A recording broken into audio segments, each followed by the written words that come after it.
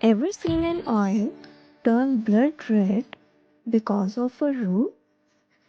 It's called Ratanjot, and it's one of Ayurveda's best kept secret for hair care.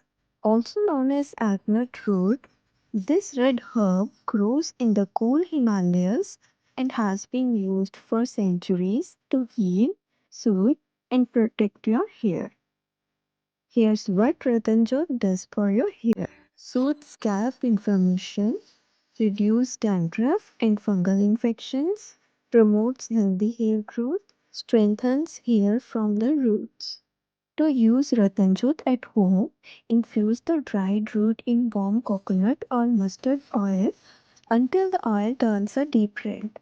Let it cool, strain, and massage into your scalp twice a week.